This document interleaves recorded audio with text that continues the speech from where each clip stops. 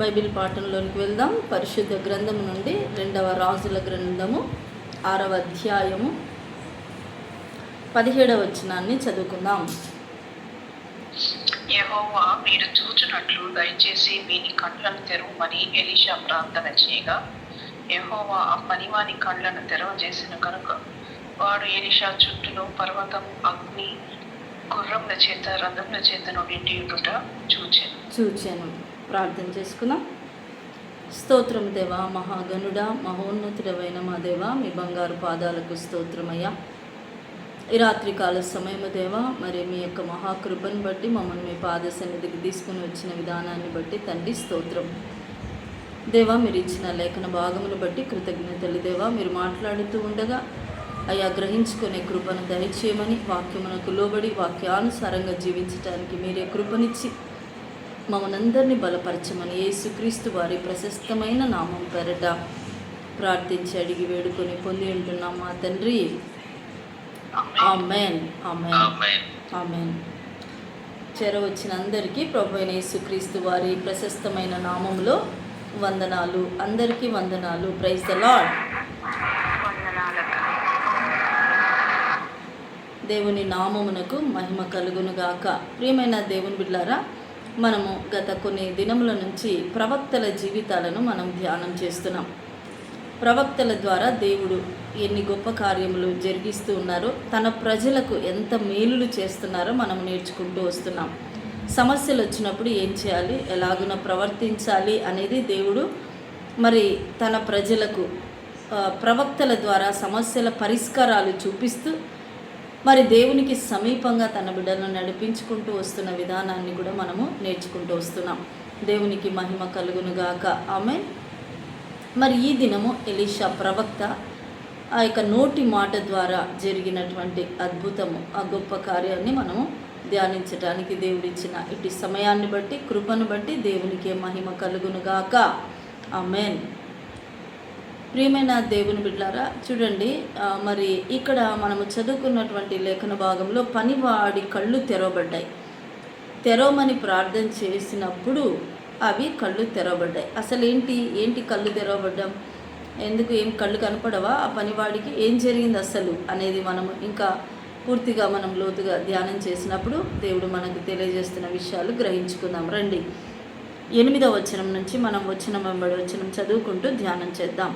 Syria రాజు ఇశ్రాయేలుతో యుద్ధము చేయవలెనని కోరి తన సేవకులతో ఆలోచన చేసి, ఫలానా స్థలమందు మన దండుపేట ఉంచుదుమని చెప్పెను.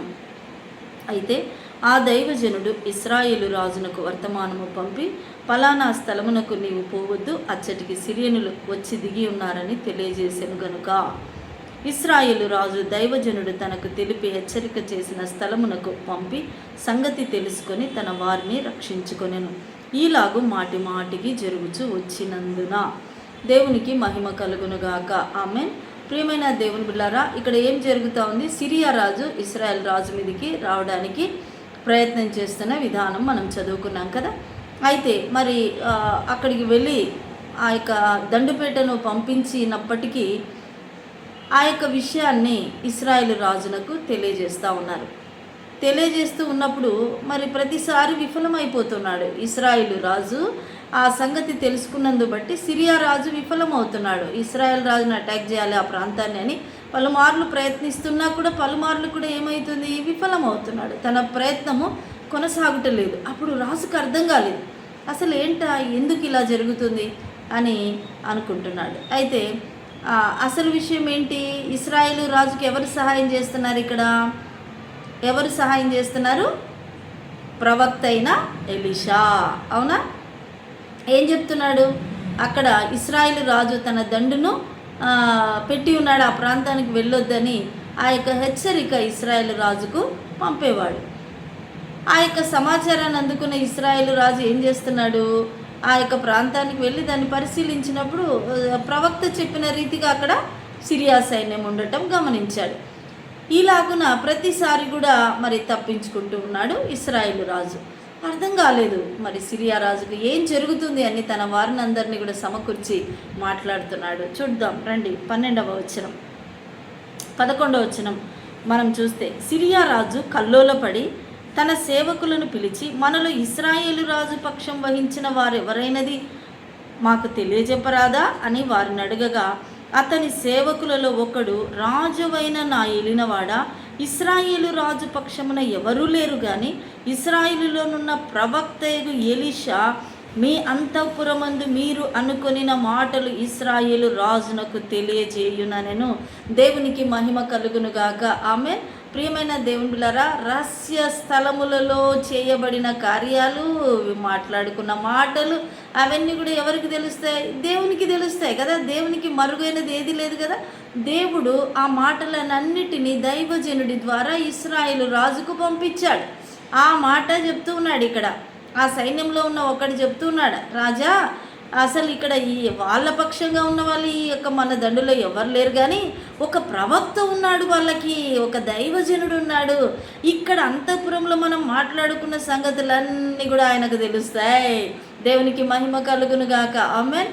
మనము రహస్యమంది ఏమైతే ఇక్కడ మనము ఆ యొక్క ప్రయత్నాలు చేస్తున్నామో, ఆ మాటలు మాట్లాడుకుంటున్నామో, అవన్నీ కూడా ప్రవక్తకు తెలుస్తున్నాయి. ఆ ప్రవక్త ఏం చేస్తున్నాడు? ఇశ్రాయేలు రాజుకు సమాచారాన్ని తెలియజేస్తున్నాడు అని చెప్పాడనమాట. చూసారా ప్రియమైన దేవుని బిడ్డలారా, మనం ఒకటి గమనించాలి.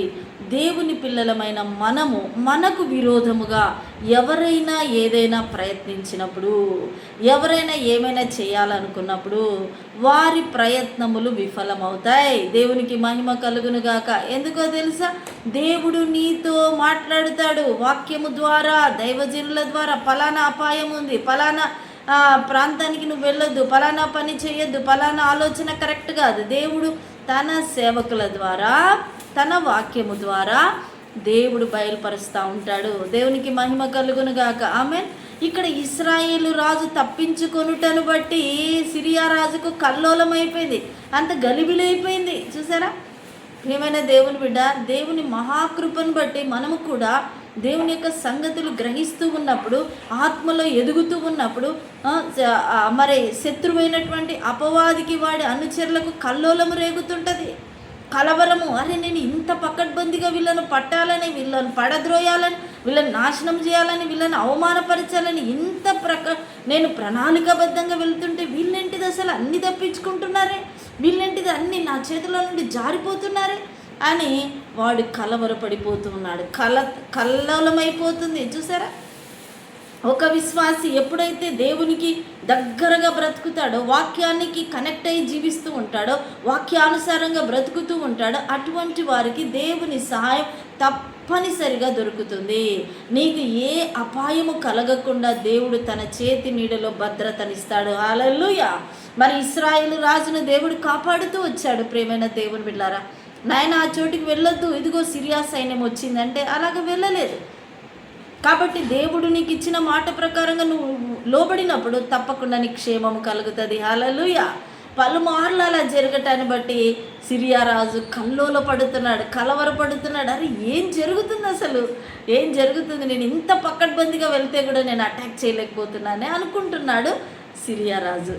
మన విషయంలో కూడా అంతే. మనము దేవుణ్ణి హత్తుకొని బ్రతుకుటను బట్టి, వాక్యానికి లోబడుతూ, వాక్య ప్రకారంగా బ్రతుకుతూ, ఆయననే ఆధారం చేసుకొని బ్రతుకుతున్న మన జీవితాలకు కూడా ఆయననే సంరక్షకుడు, ఆయననే మనకు ఆధారము, ఆయననే మన ఆశ్రయదుర్గం. కాబట్టి ఆయననే మన ప్రాకారమై ఉన్నాడు. అది దాటి ఎవరైనా లోపలికి రాగలుగుతారా? ప్రియమైన దేవుని బిడ్డలారా, ఎవరు రాలేరు. ఎటువంటి శత్రువైనా కూడా పారిపోవలసిందే. మరి ఇక్కడ జరిగిన పరిస్థితి ఏంటి చూడండి. సరే ఏం చేద్దామంటున్నాడు ఇక్కడ సిరియా రాజు? ఏమంటున్నాడు? సరే కానీ అయితే ఆ ప్రవక్తనే పట్టేసుకుందామంటున్నాడు. చూసారా ఎలా ఉందో పరిస్థితి? ఆ ప్రవక్త వారికి మేలు చేస్తున్నాడు కాబట్టి ప్రవక్తను పట్టుకుందాం, తెద్దాం ఇక్కడికి అంటున్నాడు. పంపించాడు సైన్యాన్ని. చూడండి, చదువుకుందాం ఆ లేఖన భాగం. 13వ వచనం చదువుకుందాం. 2వ రాజుల గ్రంథము 6వ అధ్యాయము 13వ వచనము. అందుకు రాజు, మేము మనుషులను పంపి అతన్ని తెప్పించినట్లు నీవు వెళ్ళి అతడుండు చోటు చూచి రమ్మని సెలవీయగా అతడు దోతానులో ఉన్నాడని వర్తమానము వచ్చాను. కాబట్టి రాజు అచ్చటికి గుర్రములను, రథములను, గొప్ప సైన్యమును పంపెను. వారు రాత్రివేళ వచ్చి నలుదిశలను పట్టణమును చుట్టుకొనగా. చూసారా, రాజు ఏం చేస్తున్నాడమ్మా? రాజు ఎలీషా ప్రవక్తను పట్టుకోవడానికి బందోబస్తును తన సైన్యాన్ని పంపిస్తున్నాడు. చుట్టుముట్టమన్నాడు ఆయన పట్టణాన్ని. ఆయన ఉన్నాడు, ఎక్కడున్నాడంట? దోతానులో ఉన్నాడు. దోతాన్ అనే ప్రాంతంలో ఉన్నాడు. దోతాన్ అనగా 2 బావులు అని అర్థం. ప్రియమైన దేవుని బిడ్డలారా, చూసారా అక్కడ ఆ ప్రాంతం చుట్టూ, ఆ యొక్క షోమ్రోను పట్టణం చుట్టూ మరి ఆయన యొక్క రథాలు నిలబడ్డాయి. సైన్యం వచ్చి మరి మోహరించారు. రాజు కోపం వచ్చి సరే చూద్దాం ఆయన కథ ఏంటో అని వచ్చినాడు. చూడండి ఎలీషా ప్రవక్త దగ్గరికి. ఆయననే పట్టుకుంటే పోలే, ఇంకేముంది, ఇంకా ఇశ్రాయేల్ రాజు భయపడి మనకు లొంగిపోతాడు కదా అని అనుకుంటున్నాడు సిరియా రాజు. కానీ ఇశ్రాయేలు రాజు పక్షముగా ఎదుగో రక్షకుడు ఉన్నాడు, గొప్ప రక్షకుడు ఉన్నాడన్న సంగతి సిరియా రాజుకు తెలియదు కదా. అందుకనే ఈ విధంగా ప్రయత్నిస్తున్నాడు. మన పక్షంగా దేవుడు ఉన్నాడు గనక మన విరోధికి మరి వాడు చేసే ప్రతి పన్నాగంలో నుంచి మనం తప్పించబడతాం, ఖచ్చితంగా తప్పించబడతాం. ఎంత పకడ్బందీ చేసినా కూడా ఆయన పిల్లలు వాగ్దానముల చేత తప్పించబడుతూ వస్తూ ఉన్నారు కదమ్మా. 2వ పేతురు రాసిన పత్రికలో 1వ అధ్యాయంలో మాట రాయబడింది, వాగ్దానములు లోకంలో ఉన్న భ్రష్టత్వము నుండి మనల్ని తప్పిస్తూ ఉన్నాయంట. వాగ్దానం అనగా దేవుని మాటే, దేవుని వాక్యమే, అనగా దేవుడే. ప్రియమైన దేవుని బిడ్డలారా, ఈ లోకంలో మన కొరకు అపవాది పెట్టిన, దుష్టుడు పెట్టిన, శత్రువు పెట్టిన ప్రతి పన్నాగము, ప్రతి పాపము, దుష్టత్వం అంటే దేవునికి వ్యతిరేకమైన ప్రతి మార్గము దుష్టత్వమే, పాపంతో కూడినవి. దేవునికి వ్యతిరేకమైనది ప్రతిదీ కూడా దుష్టత్వమే. కాబట్టి వాటి అన్నిట్లో నుండి దేవుడు మనల్ని తప్పించడానికి ఎంతగానో గొప్ప కృప చూపిస్తున్నాడు కదా. ఆయన రెక్కల కింద మనల్ని భద్రము చేస్తున్నాడు కదా. ఎంత గొప్ప ప్రేమమయని మనం కలిగి ఉన్నాం. నిజముగా మనము ధన్యులం ప్రియమైన దేవుని బిడ్డలారా. శత్రువుకి అర్థం కాదు, వాడు రకరకాల వేషాలు వేస్తాడు మనల్ని ఇబ్బంది పెట్టడానికి. అయినా దేవుడు మనకు తోడుగా ఉన్నాడు. చూసారా, షోమ్రోను పట్టణం చుట్టూ సైన్యం వచ్చి మోహరించింది. అప్పుడు ఏం జరిగిందో చూద్దాం రండి. 15వ వచనం చూడండి. దైవజనుడైన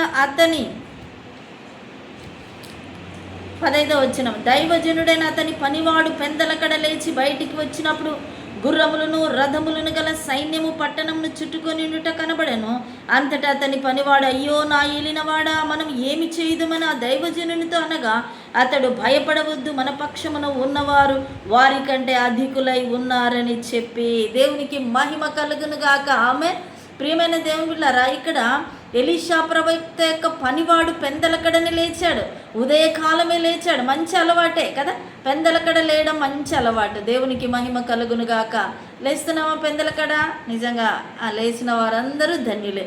లేచి పనులకు వెళ్ళడం కాదు, మొట్టమొదట దేవుని సన్నిధిలో గడపాలి. అవునంటారు కదా, దేవుని సన్నిధిలో గడుపుట ధన్యకరం కదా. మొట్టమొదట దేవుని సన్నిధిలో గడిపి దేవునికి స్తోత్రాలు చెప్పి, దేవుడు మనకిచ్చిన ఆయుష్ని బట్టి, ఆరోగ్యాన్ని బట్టి, కుటుంబాలను బట్టి, మనకు దేవుడిచ్చిన ప్రతి పరిస్థితిని బట్టి దేవునికి కృతజ్ఞతలు చెల్లించి పరిశుద్ధ గ్రంథాన్ని చదువుకొని తర్వాత మనం పనిలోకి వెళ్ళడం, వాక్యం విన్న తర్వాత పనిలోకి వెళ్ళడం, అలాగున మనం చేస్తే నిజంగా ఆ దినమంతా కూడా దేవుని కృపాక్షేమములు మన వెంట వస్తాయి. ఆయన కాపుదల మనకు ఉంటుంది. ఆయన మాట ప్రకారంగా ఆయన వాగ్దానాలు మనల్ని బలపరుస్తూ ఉంటాయి. ఆయన మాట మనలకు ధైర్యం ఇస్తూ ఉంటుంది. ఆ దినమంతట్లో ఒకవేళ ఎటువంటి ప్రతికూల పరిస్థితి వచ్చినా వాగ్దానము మనల్ని బలపరుస్తుంది, సిద్ధపరుస్తుంది. తర్వాత ఏ అపాయంలో పడకుండా, కీడులో పడకుండా మనల్ని తప్పిస్తుంది. హల్లెలూయా. కాబట్టి మనం పెందలకడ లేయడం అలవర్చుకోవాలి. ఒకవేళ లేయలేకపోతున్నామక్క, మా పరిస్థితులు బాగలేవు, రాత్రి ఎప్పుడో నిద్రపోతాం, అసలు నిద్ర రావట్లేదు, సమస్యలు, పోరాటాలు, అయితే అవన్నీ నువ్వు దేవుని చేతికి అప్పగిస్తే ప్రియమైన దేవుని బిడ్డ, తప్పకుండా దేవుడు నీకు విజయాన్ని ఇస్తాడు. ప్రతి సమస్యల నుంచి నువ్వు దేవుని కృపను బట్టి బయటికి రాగలుగుతావు. ఎందుకు? సమస్య దేవునికి అప్పగించటాన్ని బట్టి నువ్వు మేలును అనుభవిస్తావు. నీ హృదయంలో సమాధానం ఏలుబడి చేస్తుంది, అప్పుడు నెమ్మది ఉంటుంది. కాబట్టి విశ్రాంతిగా నువ్వు పడుకోగలుగుతావు. నిద్ర రావట్లేదని అంటే దేవుని సన్నిధిలో పెట్టు. ఆ నిద్ర రాకపోతే లేచి కూర్చొని బైబిల్ చదువు, చక్కగా దేవుని వాక్యాన్ని హృదయం నిండా నింపుకో. కలవరాన్ని బయటికి పంపించేసే హృదయంలో నుంచి. దేవునికి మహిమ కలుగునుగాక. ఆమె.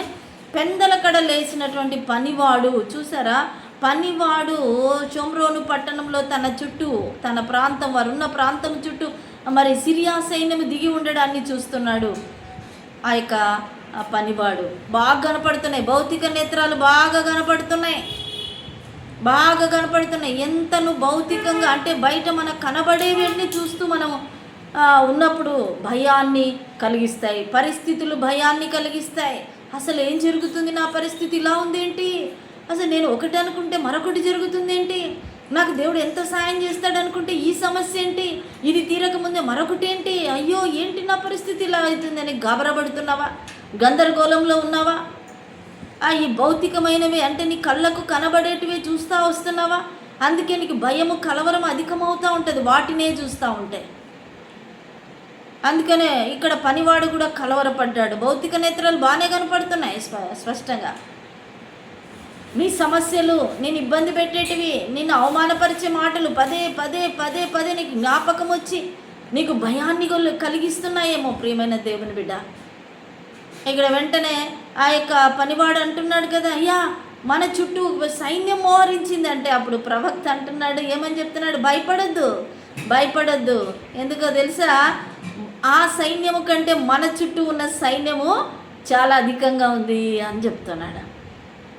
ఆ సైన్యం కంటే మన సైన్యం ఎక్కువ ఉంది అని చెప్తున్నాడు. అది ఎట్లా, అదెందుకు కనపడలే? ఈ సైన్యం సిరియా సైన్యము పనివాడికి కనపడిందే, మరి ఈ సైన్యం ఎందుకు కనపడలే? దేవుడు సిద్ధపరిచి మన కొరకు పెట్టిన సైన్యం ఎందుకు కనపడుటలేదు? పనివాడికి ఆత్మనేత్రాలు తెరవబడలేదు. చూసారా ప్రియమైన దేవుని బిడ్డలారా, ఆత్మనేత్రాలతో మనము చూడాలి. విశ్వాసులమైన మనము భౌతిక నేత్రాలు ఉండాలి, ఖచ్చితంగా ఉండాల్సిందే కదా. దేవుడు భౌతిక నేత్రాలకు స్వస్థత ఇస్తూ వచ్చాడా లేదా? క్రొత్త నిబంధనలో ఇచ్చారు, పాత నిబంధనలో ఇచ్చారు. స్వస్థతలు జరుగుతూనే ఉన్నాయి. ఆదికాండం నుంచి, ప్రారంభం నుంచి నేటికి కూడా స్వస్థతలు ఉన్నాయి. అంతే. భౌతికంగా దేవుడు ఎంతమంది గుడ్డివాడిని, కొన్ని మాత్రమే రాయబడ్డాయి పరిశుద్ధ గ్రంథములు. అన్నీ రాయాలంటే పుస్తకాలే సరిపోవు, ఈ లోకమే సరిపోదని భక్తుడు యోహాను భక్తుడు ఆ మాట అంటున్నాడు. దేవుడు ఎన్నో అద్భుతాలు చేశాడు, ఎన్నో ఆశ్చర్యకార్యాలు చేశాడు, ఎన్నో సూచక క్రియలు చూపించాడు, చాలా చేశాడు ఆయన. అన్నీ ఎందుకొరకు చేశాడు? మన కొరకే. మనం మెలకు ఉండాలా, గుర్తుపట్టాలా, జ్ఞానం పొందుకోవాలా, దేవుడు చెప్పిన రీతిగా నడవాలా, మెలకువ కలిగి ఉండాలా, జాగ్రత్తగా ఉండాలా అని దేవుడు ఇవన్నీ కూడా మన కొరకే రాసి పెట్టాడు, చేశాడు. ప్రియమైన దేవుని బిడ్డలారా, ఆయన కూడా గ్రహింపు లేని వారంగా బ్రతుకుతూ ఉన్నాం. ఎక్కువగా భౌతికమైన వాటి మీదనే దృష్టి నిలుపుతూ ఉన్నాం. అందుకే భయము, ఆందోళన, కలవరము, కలత, అసమాధానము, నెమ్మది లేనితనం, పోరాటాలు అన్నమాట. ఎందుకు అని అంటే మనం భౌతిక నేత్రాలను ఎక్కువ ఉపయోగిస్తున్నాం, ఆత్మనేత్రాలను ఉపయోగించటం లేదు. అసలు ఆత్మనేత్రాలు మూయబడే ఉన్నాయి. నువ్వు ఆత్మనేత్రాలు తెరవబడి ఉంటే దేవుని సామర్థ్యాన్ని చూస్తావు. నీకు దేవుడు ఎలా తోడుగా వస్తున్నాడో, నడిపిస్తున్నాడో, నీకు ఇచ్చిన వాగ్దానాలు ఎంత శ్రేష్టమైనవో, దేవుని సహవాసంలో మరి నువ్వు ఏవేవి పొందుకోగలవో అవన్నీ గ్రహింపగలిగి ఉంటావు. దేవునికి మహిమ కలుగును గాక. అవునంటారా కదా ప్రియమైన దేవుని బిడ్డలారా? గమనించాలి. దేవుడు మనకు నేర్పిస్తున్న సంగతులన్నీ నేర్చుకుంటూ వెళ్ళాలి. విశ్వాసాన్ని వృద్ధిపరచుకోవాలి. కొన్నిసార్లు ఏమైపోతుంది, భయం కలుగుతూ ఉంటుంది, భయం వస్తూ ఉంటుంది. పరిస్థితులు ప్రతికూలంగా ఉన్నప్పుడు భయం కలుగుతుంది. నువ్వు ఆ భయాన్ని పోగొట్టుకోవాలంటే ఏం చేయాలి? ఒకటి మార్గము, పరిశుద్ధ గ్రంథాన్ని చదవాలి. భయం కలిగినప్పుడు భక్తులు ఏం చేశారు? దావీదు భక్తుడు అంటాడు, నాకు కలిగిన భయములన్నిటిలో నుండి నీవు నన్ను విడిపించావంటున్నాడు. దేవునికి మహిమ కలుగును గాక. ఆమేన్. భయం వచ్చినప్పుడు అందరు కూడా భక్తులు దేవుని సన్నిధికి వచ్చారు. అయ్యా నాకు భయం కలుగుతుంది, వాళ్ళు చెప్తూ వచ్చారు దేవుని సన్నిధిలో. యెహోషాపాతు చెప్పాడు, అయ్యా నాకు భయం కలుగుతుంది. దేవుడు ఆయన పక్షముగా ఉండి కార్యం చేశాడు. అలాగనే హిజ్కియా రాజు కూడా నాకు భయం వేస్తుంది కదమ్మా. చూడండి, భయం కలిగిన సందర్భంలో దేవుని దూతనే వచ్చి అక్కడ యుద్ధం చేశారు. దేవునికి మహిమ కలుగును గాక. ఆమె. ప్రియమైన దేవుని బిడ్డలారా, నీకు నాకు భయం కలిగినప్పుడు మనం చేయాల్సిన పని ఏంటో తెలుసా? దేవుని సన్నిధికి రావాలి, పరిశుద్ధ గ్రంథాన్ని చదవాలి. దేవుడు మాట్లాడతాడు, ఆ భయాన్ని పోగొడతాడు, నెమ్మదినిస్తాడు. ఎందుకంటే ఆయననే మనకు స్థిరమైన కాపుదలనిచ్చే చోటు తెలుసా? ఆయన రెక్కలే మనకు ఆశ్రయదుర్గంగా ఉంటున్నాయి. ఎక్కడ మనకు క్షేమం లేదు. మీరు ఎక్కడికన్నా వెళ్ళండి, మీకు క్షేమం ఉందేమో చూడండి. ప్రపంచంలో మీరు ఎక్కడికన్నా వెళ్ళండి, ఎక్కడ చూసినా భయమే. కానీ దేవుని పిల్లలు మాత్రం వాక్యాన్ని హత్తుకొని బ్రతుకుటను బట్టి వాక్యమే వారిని ఏం చేస్తుంది? కంచె వేసి కాపాడుతుంది. హల్లెలూయా. దేవునికి మహిమ కలుగును గాక. ఆమె. ప్రియమైన దేవుని బిడ్డ, యోబు గ్రంథంలో యోబుకు కంచె వేయబడిందా లేదా? అలాగ దేవుడు తన పిల్లల చుట్టూ కంచె వేస్తాడు. తన పిల్లల కుటుంబాల చుట్టూ, వారికి కలిగి ఉన్న సమస్తము చుట్టూ కూడా దేవుడు కంచె వేస్తాడు. వాటిని నువ్వు ఎత్తిపట్టి నువ్వు స్థిరపరచుకోవాలి. అవి అవును, ఇదిగో నా దేవుడు నాకు వేసిన కంచె అలాగ స్థిరముగా ఉండును గాక అని చెప్తూ నువ్వు ఏం చేయాలా? నీ ఇంటి చుట్టూ, నీ పిల్లల ఆ యొక్క భవిష్యత్తు చుట్టూ, నీ కలిగి ఉన్న వాటి చుట్టూ మనం ఉదయకాలం ధ్యానిస్తూ వచ్చాం కదా, జ్ఞాపకం ఉందా? మనం వేటి మీద మనము వేసే రక్తాన్ని ప్రోక్షించుకొని కంచె వేసుకోవాలని తెలుసుకుంటూ వచ్చాం. గుర్తుందా? జ్ఞాపకం ఉందా?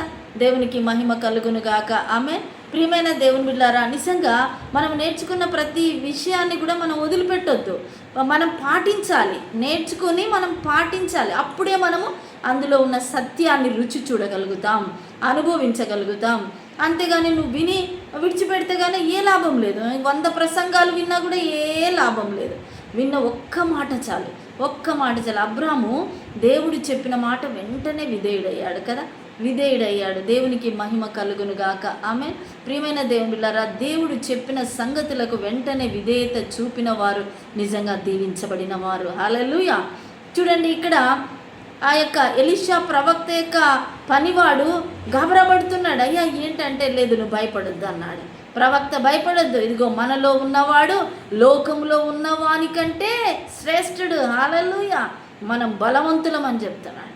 కాబట్టి ఏం చేస్తున్నాడు? క్రింది వచనం మనం చదివినప్పుడు ప్రార్థన చేయగా ఎలీషా అతని కళ్ళు తెరవమని ప్రార్థన చేస్తున్నాడు. ఏంటి, చక్కగా బాగానే కనపడుతున్నాయి కదా కళ్ళు, మరేంటి కళ్ళు కనపడలేదని ప్రార్థన చేస్తున్నాడు. ఈయన కళ్ళు కనపడాలని అంటే ఆత్మనేత్రాలు మూయబడి ఉన్నాయి. ప్రియమైన దేవుని బిడ్డ, ఆత్మనేత్రాలు మూయబడితే నువ్వు దేనిని గుర్తించలేవు. చూడండి, కాబట్టి ఆ పనివాడు అన్నాడు, అయ్యా ఎలాగా మనము గుర్తుపట్టగలుగుతామంటే, మరి ఇదిగో ప్రార్థన చేస్తున్నాడు. ఇదిగో ప్రభువా వీడి కన్నులు తెరవమంటున్నాడు. తెరవమన్నప్పుడు అలాగే ప్రార్థన చేసినప్పుడు వెంటనే పనివాడి కొరకు ప్రార్థన చేయగా వాడి నేత్రములు తెరవబడెను. అప్పుడు ధైర్యం వచ్చింది. దేవునికి మహిమ కలుగును గాక. ఆమేన్. అనగా ఇక్కడ పనివాడి యొక్క నేత్రాలు తెరవబడ్డాయి. ఎలీషా యొక్క మాట చొప్పున దేవుడు గొప్ప కార్యాన్ని చేశాడు. దేవునికి మహిమ కలుగును గాక. ఆమేన్. మరి అన్ని రోజులు, అన్ని సంవత్సరాలు ఆ యొక్క పనివాడు ఎలీషా దగ్గరే ఉన్నాడు, కానీ దేవుని కార్యాలు గుర్తించలేని వాడుగా ఉన్నాడు, ఆత్మీయ అంధుడుగా ఉన్నాడు. ప్రియమైన దేవుని బిడ్డ, చూడండి ఎంతకాలం మనము అలాగన మరి దేవుని కార్యాల చుట్టూ తిరుగుతూ ఉంటాం, అక్కడెక్కడే ఉంటాం, మందిరంలోనే ఉంటాం, మరి సేవకుల దగ్గర ఉంటాం, విశ్వాసులతో ఉంటాం, గొప్ప కార్యాలు వాళ్ళు చెప్తూ ఉంటే వింటూ ఉంటాం. కానీ మనము స్వతహాగా మనం అనుభవంలోకి వాటిని రుచి చూడలేకుండా ఉంటాం. ఇదిగో పనివాడు ఎంతో కాలంగా ఉన్నాడు కదా ఎలీషా ప్రవక్త దగ్గర, కానీ ఆ యొక్క దేవుని కార్యాన్ని చూడలేని అంధుడుగా ఉంటున్నాడు. ప్రియమైన దేవుని బిడ్డలారా, చూడండి మరి 18వ వచనం చూస్తే, ఆ దండువారు అతని సమీపించినప్పుడు ఎలీషా ఈ జనులను అంధత్వముతో మొత్తుమని యెహోవాను వేడుకనగా ఆయన ఎలీషా చేసిన ప్రార్థన చొప్పున వారిని అంధత్వముతో మొత్తెను. దేవునికి మహిమ కలుగునుగాక. ఆమేన్. ప్రియమైన దేవుని బిడ్డలారా, ఎంత గొప్ప సంగతి చూసారా? ఇక్కడ శత్రువుకు అనగా సిరియా దండుకు ఏం చేస్తున్నాడు? ఎలీషా ప్రవక్త దగ్గరకు వచ్చినప్పటికీ వారి కళ్ళు మూయబడాలని దేవునికి ప్రార్థన చేసినప్పుడు దేవుడు ఏం చేస్తున్నాడు? వారి నేత్రములను మొత్తెను, కనబడకుండా చేశాడు. దేవునికి మహిమ కలుగును గాక. ఆమేన్. తన ప్రజల పక్షంగా దేవుడు ఎప్పుడు కూడా సిద్ధంగా ఉన్నాడు సహాయం చేయడానికి. ఇక్కడ చూడండి, ఎలీషా ప్రవక్త మాట్లాడిన మాట చొప్పున వెంటనే ఆ దండు వారందరికీ కన్నులు కనపడలేదు, ఇంకా కళ్ళు కనపడలేదా? అసలు గుడ్డివారైపోయారు. అరే ఇంతవరకు బాగున్నాం మనం, ఏంటి ఏమైంది ఇక్కడ? ఆ ఎలీషా ప్రవక్త ఇంటి దగ్గరకు వచ్చేసరికి ఏంట్రా మన కళ్ళు కనపడట్లేదు అని ఆ దండు వారందరూ మాట్లాడుకొని ఉంటారు కదా, అందరూ ఒకరినొకరు తచ్చాడుతూ ఉంటారు కదా. అసలు ఎలా ఉంటుంది చూడండి ఒకసారి. ప్రియమైన దేవుని బిడ్డలారా, గుడ్డివారం అయినప్పుడు మన కళ్ళకి ఏది కనపడదు, అసలు ఎటు వెళ్తున్నామో తెలీదు, ఏది మరి మనకి ఎదురుగా వచ్చి ఏది ఉంటుందో తెలీదు. గుంత ఉందా, లేకపోతే ముళ్ళ కంపలు ఉన్నాయా, లేకపోతే రస్తల గాజు పెంకులు ఉన్నాయా, ఏం కనపడుతుంది? ఏమి కనపడదు, ఎటు వెళ్తున్నామో అసలు తెలీదు. అరే సైన్యానికి ఆ దండు వరకు అర్థం కాలే, అరే ఏంట్రా మనము ఇట్లయిపోతుంది ఏంది అసలు, అరే ఏంట్రా కళ్ళు కనపడట్లేదు అని అంత గాబరైపోతున్నారు. అక్కడ ఉన్న పరిస్థితి అంతా అల్లకల్లోలంగా మారిపోయింది. ప్రియమైన దేవుని బిడ్డలారా, విశ్వాసులమైన మన దగ్గరికి వచ్చిన సమస్యలను మనము కూడా వారి కన్నుల దృష్టికి మనము పడకుండా వారి నేత్రాలు మూయబడాలి. అనగా శత్రువు కంటపడకుండా మనల్ని భద్రము చేసుకోవాలి వాక్యము చేత, అలాగనే వాగ్దానముల చేత వాడి నేత్రములు మూయబడాలి. శత్రువు యొక్క నేత్రములు మూయబడేలా మనము వాగ్దానాలను ఎత్తిపట్టి ఆ యొక్క బాణములను అనగా డిక్లేర్ చేయడం, మరి దేవుని మాటను విడుదల చేయడం. అప్పుడు చేసినప్పుడు తప్పకుండా ఇక్కడ ఎలీషా ప్రవక్త అదే చేశాడు. వారిని మొత్తమని ప్రార్థన చేసినప్పుడు వెంటనే దేవుడు ఆ కార్యం చేశాడు. చేశారా లేదా చెప్పండి? చేశారు కదా. కాబట్టి మనం ఏం చేయాలా? మనం ఎదుర్కొన్నటువంటి సమస్యలకు పరిష్కార మార్గాన్ని మనమే పలకాల.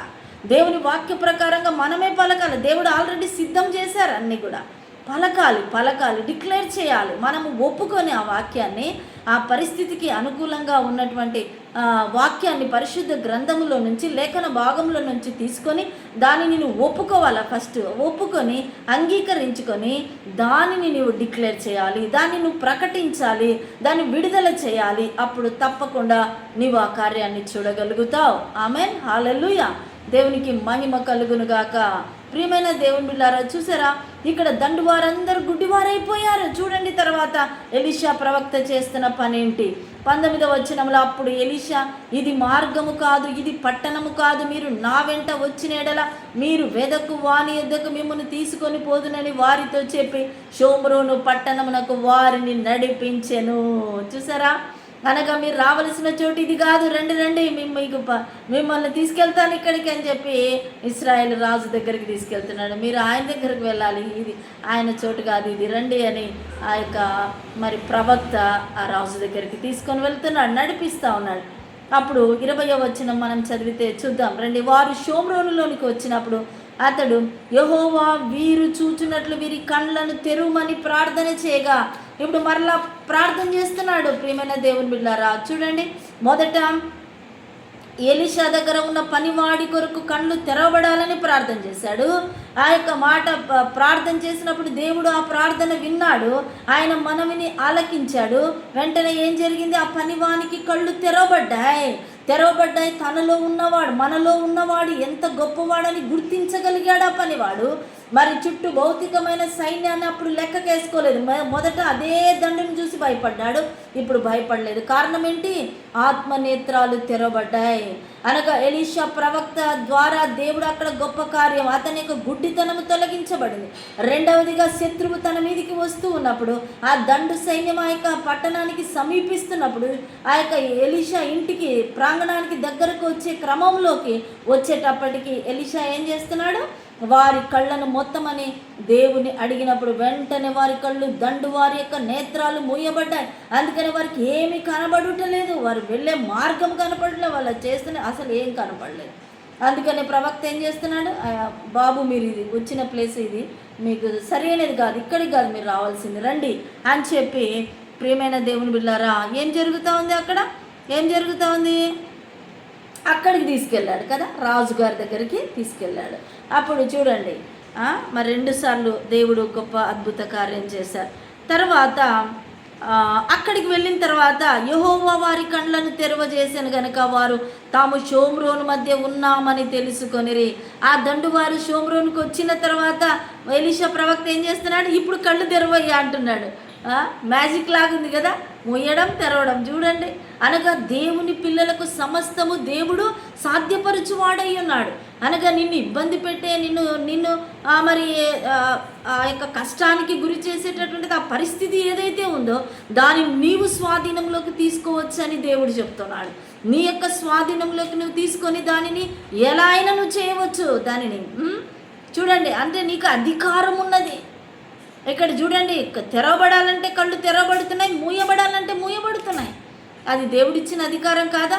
దేవుని కృప కాదా? అనగా దేవుని కుమార్తెగా, కుమారుడిగా, ఒక విశ్వాసిగా, ఒక దైవజనుడిగా, ఒక దేవుని సంబంధిగా నీ కట్టి అధికారము దేవుడిచ్చాడు. ఇప్పుడు ఈ యొక్క దండువారి యొక్క నేత్రములు ఇప్పుడు తెరవాలి అంటున్నాడు. మొదటనేమో మూయబడాలి అంటున్నాడు. అనగా ఏ మాట మాట్లాడితే ఆ మాట రుజువు చేస్తున్నాడు దేవుడు. దేవునికి మహిమ కలుగును గాక. ఆమేన్. ప్రియమైన దేవుని బిడ్డ, మన ఆత్మీయ జీవితం ఎలా సాగుతుంది? ఊరికి ఏదో జరుగుతుందంటే పోతుంది, రోజులు జరుగుతున్నాయక్క ఇలాగ అనుకుంటున్నారా ఏంటి? ఆత్మీయ జీవితంలో ఎదుగుతూ వస్తున్నామా? వాక్యాన్ని రుచి చూడగలుగుతూ ఉన్నామా? దేవుడు ఇచ్చిన అధికారాన్ని వాడగలుగుతూ ఉన్నామా?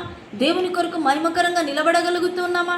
ప్రతి దానికి భయము, కలవరము, కన్నీరు, పరిస్థితులను వ్యతిరేకం చేసుకోవడం, హృదయం కఠినం చేసుకోవడం, ఇవన్నీ కూడా అపవాది తంత్రాలు. ప్రియమైన దేవుని బిడ్డ, ఇవన్నీ అపవాది తంత్రాలు. వీటిలో మనం పడిపోకుండా వాక్యమును గట్టిగా దృఢంగా పట్టుకొని, అందుకనే వాగ్దానములు మనకున్నాయి. దేవునికి మహిమ కలుగును గాక. ఆమేన్. ఇక్కడ ఎలీషా ప్రవక్త చూడండి, ఏది చెప్తే అది జరుగుతుంది. మరి ఒక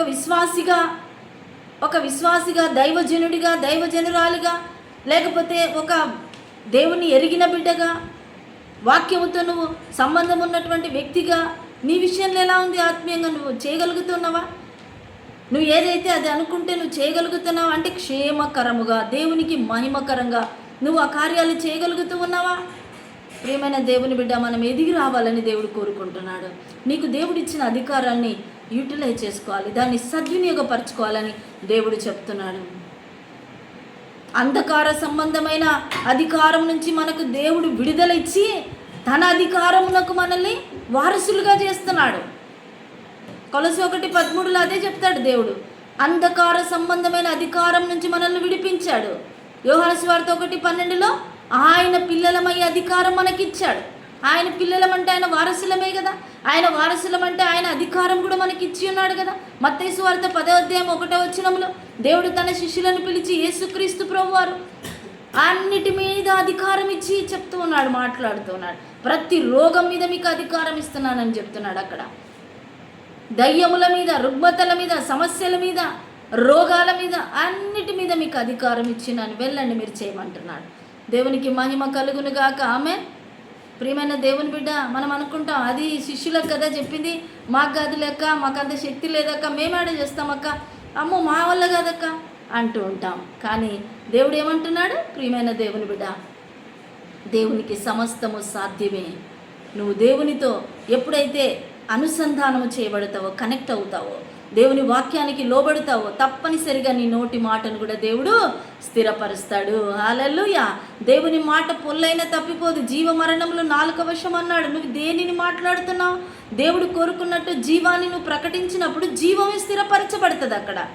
అందుకని నీకు ఇచ్చిన అవకాశాన్ని, నీకు ఇచ్చిన అధికారాన్ని వాడుకోమంటున్నాడు దేవుడు.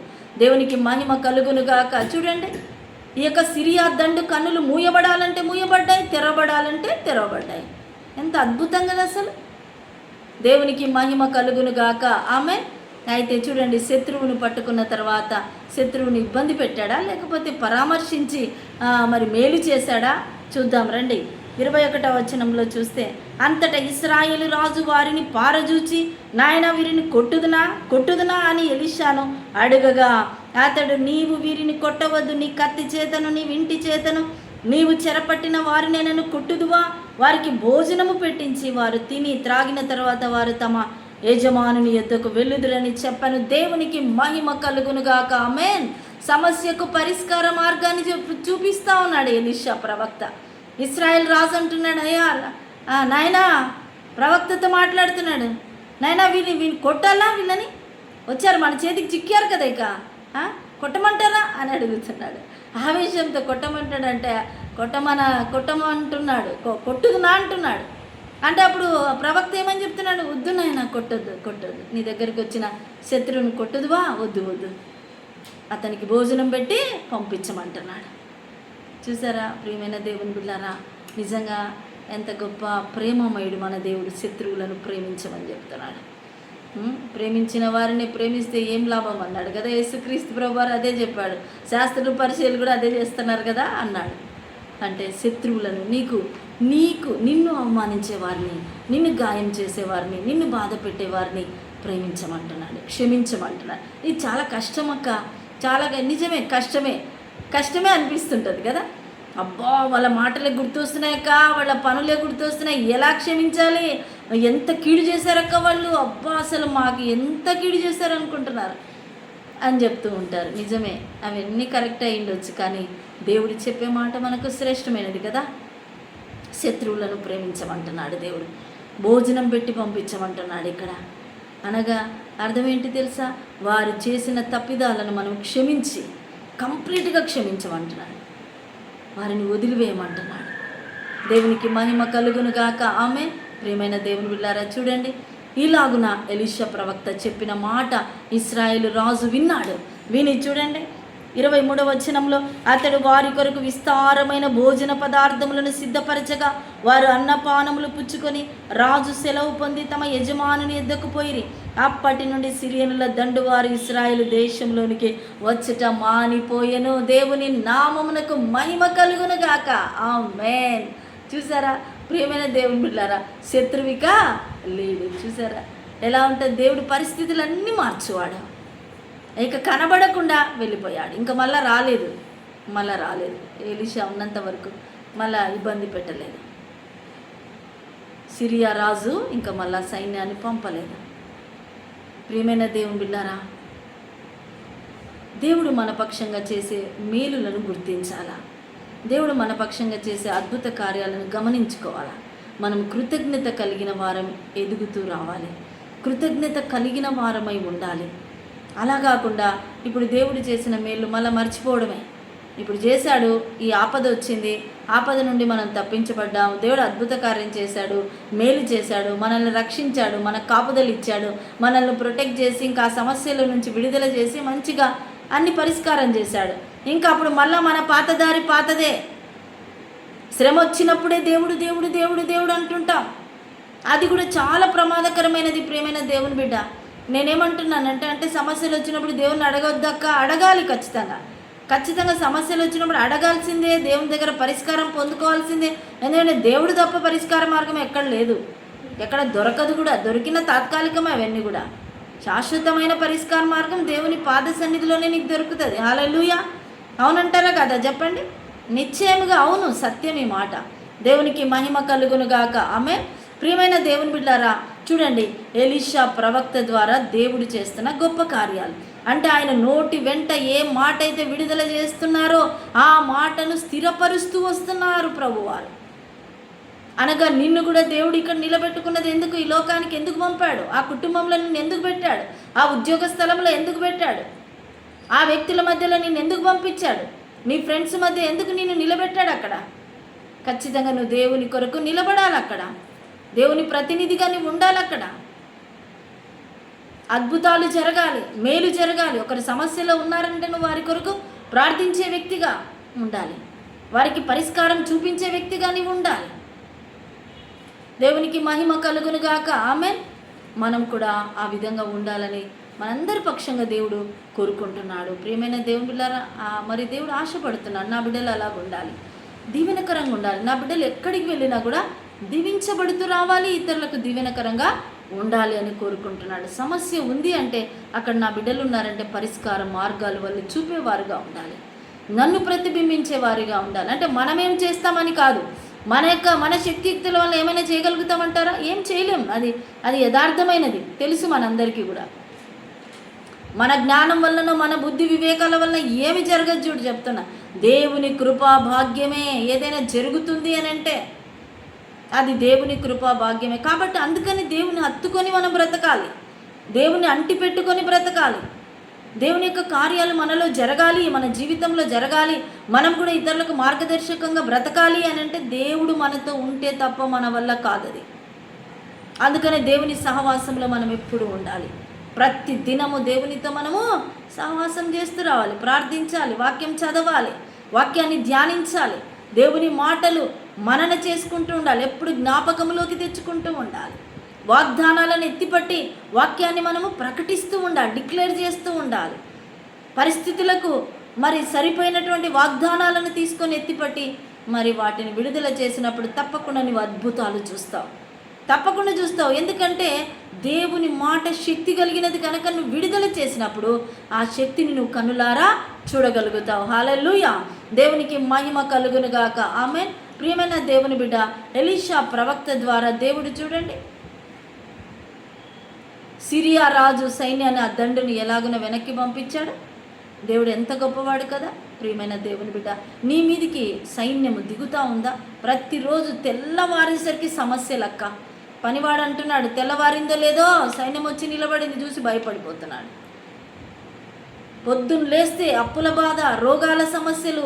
అక్క అబ్బా వద్దు నా పరిస్థితి చెప్పని అలవి కాదు అంటున్నారా? అదిగో ఆయన నిన్ను చూస్తున్నాడా. తప్పకుండా నీ సమస్యకు పరిష్కారము దయచేస్తాడా. అందుకని నువ్వేం చేయాలా?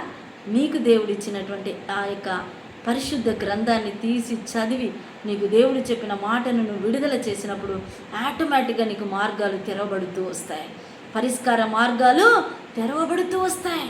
దేవుడు చూపిస్తాడు. అందుకని నీతిమంతుని మార్గం అంతకంతకు తేజరిల్లుతుంది. ఒకవేళ నీ యొక్క మార్గాల సమస్యలు నువ్వు ఎదుర్కొంటున్నావేమో, కానీ నువ్వు మాత్రము దేవుణ్ణి విడవకుండా అంటి పెట్టుకొని వాక్యాన్ని హత్తుకొని బ్రతుకుతున్నావంటే తప్పకుండా నీ మార్గాలలో వెలుగు ప్రకాశిస్తుంది. దేవునికి మహిమ కలుగును గాక. ఆమేన్. ప్రియమైన దేవుని బిడ్డ, ఎలా సాగుతుంది మన ఆత్మీయ జీవితం, ఆత్మీయ యాత్ర ఎలా సాగుతుంది ముందుకు? ఎప్పుడు సమస్యలు ఆ యొక్క పనివాడి వలె భయం భయం భయం ఆందోళననేనా? లేకపోతే ఎలీషా ప్రవక్త ప్రతిదానికి పరిష్కార మార్గము చూపించి అక్కడ సమస్యను మరి పరిష్కరించినట్లుగా నీవు ఆ సమస్యను, నీకున్న పరిస్థితులను నువ్వు మంచిగా మార్చుకోగలుగుతున్నావా? నీ ఇంటి వాతావరణాన్ని, నీ ఉన్న స్థలంలో ఉన్న వాతావరణాన్ని దైవికంగా నువ్వు మార్చగలుగుతూ ఉన్నావా? ప్రియమైన దేవుని బిడ్డ, దేవుడు నిన్ను ఎంతో ప్రేమిస్తున్నాడు. ప్రియమైన నా కుమారుడా, నా కుమార్తె అంటున్నాడు. ఇదిగో నేను నీకు ఇచ్చిన అధికారాన్ని వాడు అంటున్నాడు. నేను దానిని స్థిరపరుస్తానంటున్నాడు. అంటే ఎక్కడుంది లోపము? మనం వాడట్లేదు, మనం మాట్లాడట్లేదు, మనం వాక్యాన్ని అంగీకరించట్లేదు. అంగీకరించి ఒప్పుకొని విడుదల చేసినప్పుడు విశ్వాసంతో ఆ మాట నిశ్చయముగా నీ కన్నులేదుట కార్యము నెరవేరుస్తుంది. హల్లెలూయా, దేవునికి మహిమ కలుగును గాక. ఆమేన్. ప్రియమైన దేవుని బిడ్డ, ఇలాగున మనం బ్రతకాలని దేవుడు ఎంతో కోరుకుంటున్నాడు. ఎలీషా ప్రవక్త చూడండి సమస్యలను పరిష్కరించాడు. ఇక్కడ ఆయన నోటి మాట ద్వారా దేవుడు ఆ కార్యాలు స్థిరపరుస్తూ వచ్చాడు. శత్రువుకు మేలు చేసే ఆ విధంగా భోజనం పెట్టి పంపిస్తున్నాడు. ఇలాగున మనం ఉండాలని ఎలీషా ప్రవక్త ద్వారా దేవుడు మనకు నేర్పిస్తున్న పాఠాలు చూడండి. అనగా ఎలాగా మనం ఇంతటి యొక్క గొప్ప అద్భుతాలు చూడగలగాలి. ఆశ ఉంటుంది కానీ ప్రయత్నం ఒక్కటి కూడా చేయం. మనం ఆశ పడాలి, ప్రయత్నం చేయాలి కదా. నువ్వు వాక్యాన్ని తీసి డిక్లేర్ చేయాలి కదా. దేవుని సన్నిధిలో ఆ సమస్యలు పెట్టినప్పుడు దేవుడు నీకు వాక్యాన్ని అందిస్తాడు. దేవునికి మహిమ కలుగును గాక. ఖచ్చితంగా దేవుడి సహాయకుడిగా నిలబడతాడు. కలవరపడకుండా, భయపడకుండా, గందరగోళం అవ్వకుండా ఆ దేవుని సమక్షంలో పెట్టినప్పుడు నీకు చక్కటి పరిష్కార మార్గాలు దేవుడు చూపిస్తాడు. ఎలీషా ప్రవక్త ద్వారా చూడండి అక్కడ పరిష్కార మార్గాలు దొరికాయి.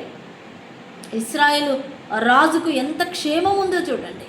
సిరియా రాజుకు కల్లోల పడుతున్నాడు ఈ పరిస్థితి.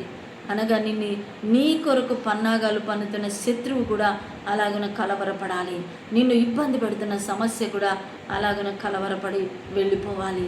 ఒక్క దారిలో వచ్చి 7 దారులు అది పారిపోయే విధంగా నువ్వు చేయగలుగుతున్నావా? నువ్వు నిలబడగలుగుతున్నావా? వాక్యమును విడుదల చేయగలుగుతున్నావా? ఎలాగ ఉన్నది ఆత్మీయ జీవితం? ఖచ్చితంగా మనం పరిశీలించుకొనవలసిన వారమై ఉన్నాం. ప్రియమైన దేవుని బిడ్డ, వాక్యం విన్న తర్వాత వాక్యాన్ని రుచి చూడడం అలవర్చుకోవాలి. నువ్వు బాగుపడాలి వాక్యం ద్వారా, అలాగని ఇతరులను కూడా బాగుపరచాలి. ఇతరులకు కూడా నువ్వు మార్గాన్ని చూపించే వ్యక్తిగా నీవు ఉండాలని దేవుడు కోరుకుంటున్నాడు. ఆమె. ప్రియమైన దేవుని బిడ్డ, దేవుడు ఈ మాటలు మాట్లాడుతుండగా సరి చేసుకుందాం. మనం ఎక్కడెక్కడ ఇంకా దేవునికి మన నోటిలో పెట్టిన మాట స్థిరపరచబడకుండా మనం ఏమేమి దేవునికి వ్యతిరేకంగా చేస్తున్నామో వాటిని ఒప్పుకొని విడిచిపెట్టే దేవుని కృపను పొందుకొని మరి దేవుని వాక్యం మనం కన్నులారా చూసే భాగ్యం, రుచి చూసే అనుభవంలోకి వస్తాం. అలాంటి కృప దీవెన దేవుడు సమృద్ధిగా మన జీవితాలకు దయచేయునుగాక. ఆమేన్, ఆమేన్, ఆమేన్. ప్రార్థన చేసుకుందాం. పరిశుద్ధాత్మ దేవుడు ఈ మాటలు మన హృదయంలో నీరు కట్టి ఫలింపచేయునుగాక. ఆమేన్, ఆమేన్. ప్రార్థన చేసుకుందాం. స్తోత్రము దేవా, మహనీయుడా, గొప్ప దేవా, మా తండ్రి మా దేవ, ఇంతవరకు మీరు మాట్లాడిన ప్రతి మాట కొరకై వేలాది స్తోత్రాలు తండ్రి. అవును దేవా, అయా ఎలీషా ప్రవక్త ద్వారా ఇశ్రాయేలు రాజుకు ఎంత క్షేమమునిచ్చావు, కాపుదలనిచ్చావు తండ్రి. శత్రువుని ప్రభువా అయా వారి పన్నాగముల నుంచి ఇశ్రాయేలు రాజును తప్పిస్తూ వచ్చావు తండ్రి. మీకు స్తోత్రాలు, వందనాలయ్యా. అవును తండ్రి, మా జీవితంలో కూడా అపవాది పెడుతున్న ప్రతి విధమైన సమస్యలు, రోగాలు, ఇబ్బందులు, కష్టములు తండ్రి, వాటన్నిటిలో నుండి ప్రభా మమ్మల్ని విడిపించుటకు తండ్రి మీరు మాకు తోడుగా ఉన్నారు. మీ వాక్యం మాకు తోడుగా ఉన్నదయ్యా. అందుని బట్టి కృతజ్ఞతలు తండ్రి. ఏ బిడ్డ అయితే సమస్యలు ఎదుర్కొంటూ కలవరపడిపోతూ అయ్యా మరి ఎలీషా ప్రవక్త దగ్గర ఉన్న పనివాడి వలె గాబరా చెందుతూ భయపడుతూ అయ్యా దినమంతట్లో ఎంతో వేదన పడుతున్న బిడ్డలు ఉన్నారు దేవా. సహాయం చేయండి, వారి హృదయాలను సమ్మతిపరచండి, వాక్యముతో అయ్యా అనుసంధానం చేయండి తండ్రి. ధైర్యం ఇవ్వండి, విశ్వాసం ఇవ్వండి, మీ వైపే చూచుటకు కృప దయచేయమని అడుగుతున్నాను నా తండ్రి. స్తోత్రము దేవా. అయా ఇంతవరకు నైనా ప్రార్థనలో ఏకీభవించిన బిడ్డలు, వాక్యం విన్న బిడ్డలు అందరినీ దీవించండి, ఆశీర్వదించండి. అయా విన్న వాక్య ప్రకారంగా బ్రతకడానికి కృప దయచేయమని ప్రార్థిస్తున్నాను. ఆయన సమస్యలన్నిటికీ పరిష్కార మార్గము దయచేస్తూ అయా మమ్మల్ని మీ బిడ్డలుగా స్థిరపరచమని, అయా మీ కుమారుల మీ కుమార్తెలముగా దీవించబడిన వారముగా అనేకులకు మమ్మల్ని దీవెనకరంగా మీరు మారుస్తూ ఉన్న విధానాన్ని బట్టి కూడా దేవా కృతజ్ఞతలు చెల్లించుకుంటూ చేరవచ్చిన ప్రతి బిడ్డను దీవించి ఆశీర్వదించి మీరే మహిమ పొందమని యేసుక్రీస్తు వారి ప్రశస్తమైన నామం పేరట ప్రార్థించి అడిగి వేడుకొని పొంది ఉంటున్నాం మా తండ్రి. Amen, amen, amen. Praise the Lord. అందరికీ వందనాలు, మా అందరికీ వందనాలు. దేవుడు మిమ్మల్ని బహుగా దీవించును గాక. Amen. God bless you. God